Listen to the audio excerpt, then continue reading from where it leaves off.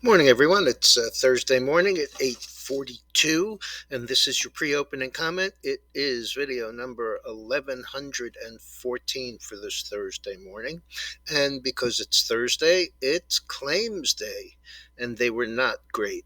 Initial claims back up 55,000 to 286. That's the second week in a row of increase. Continuing claims 1,635,000. That's up 84,000. So not great numbers there. The Dow was up 121. NASDAQ was up 120, and the S&P was up 19 prior to that announcement. Now 12 minutes later, the Dow is up 124, the Nasdaq is up 134, and the S&P is relatively unchanged, up just about 20. Interest rates came back in just a little. The 10-year 183, and the news out of China was interesting. They cut the prime rate. Asian stocks were higher, and European stocks were just pretty mixed and very choppy. We also had the CEO of United Airlines on this morning talking about what the problems are with 5G. And Joe Kernan made a really interesting point with him when he asked about safety, and the CEO said, "Oh, no, safety is 10 to the ninth power for us, and it's the ultimate of importance." And he wouldn't get on a plane that had to land in an area that had the upgraded 5G. And Kernan asked him, "Oh, so what about the Max? Was that 10 to the ninth power?" And he hemmed and hawed and did his typical CEO babble. In any event, United and American both beat, sort of. They both had losses. Um, American is up 21 cents at 17.52. United is down 41 cents at 43.99. And I want to mention something else here: quality of earnings. Um, Kinder Morgan came out with a beat this morning, and the stock is up a little, 17.58, up 15 cents. Um, and frankly, they hadn't lowered expectations. The earnings were clean. There were no exceptional items, there were no adjustments. Basically, there was no bullshit. And they're raising their dividend about 3% to 111 for 2022.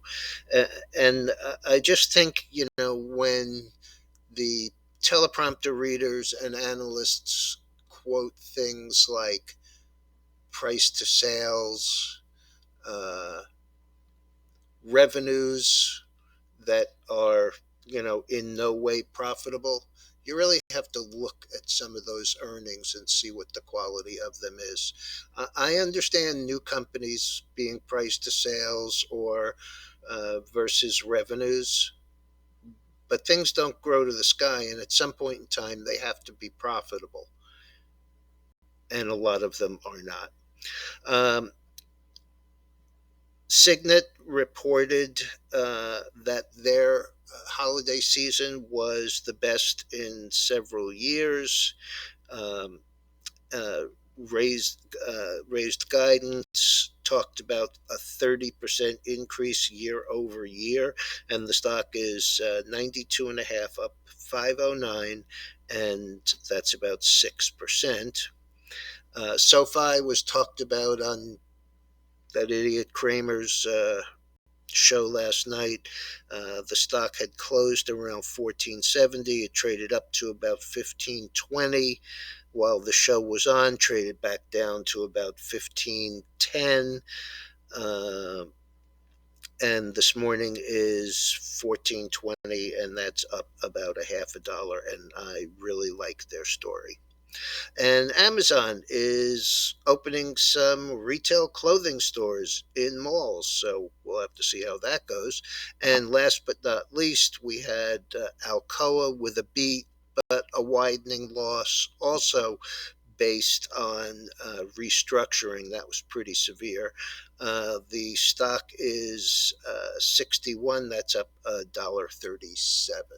Chart on the screen is the oil, and it's down a little this morning. But my issue here with the oil is, and I've been saying that I think we're going to see between 91 and 100 in the relative short term. I think that we probably see a little bit of a consolidation, but I'd like to see it above this 83 and a half. If it holds above this 83 and a half and consolidates there as it did here, it broke out above 75 and consolidated, but the entire consolidation was above the more recent highs. Um, that would be very bullish to me. And a look on the weekly gives you a little bit better idea how far we've come. Forgetting about the low down here at 66, and we were short for that low up here at 84. On the pullback and the test at 66, we ran straight from 66 in 5 weeks to just under 87. So, any pullback in here and consolidation above this 83 and a half area, I think would be very, very bullish.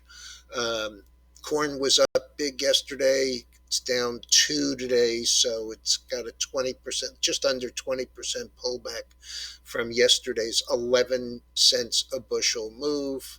Soybeans still higher. The oil we discussed, nat gas, the country is a little bit warmer, so nat gas is down about 7 cents. Doesn't really scare me because, frankly, we're hearing that by the weekend there's going to be snow and wind and well under sub freezing. The gold was up $30.50 yesterday, pulled back down a little, back to 1836.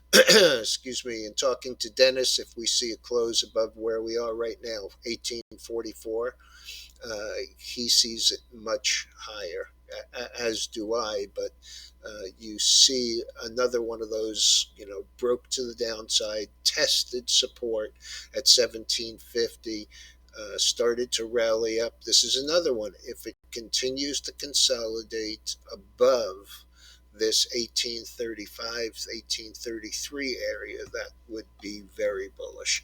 Silver is outperforming a little, up 17 cents. We have lumber was limit down yesterday, back to 1233. Not really much of a pullback there. The stock futures are all higher, as I mentioned. The dollar is basically unchanged, down 0.2%. Bitcoin up 800 and Ethereum up 61. Bonds are slightly lower, down about 1/8. All right, everyone, keep those position sizes appropriate for your risk tolerance and be careful out there. I'm not really very trusting of an overnight rally like this without any overwhelming news. And so I'm not sure that we've seen the ultimate low in even the very short term. Have a good day.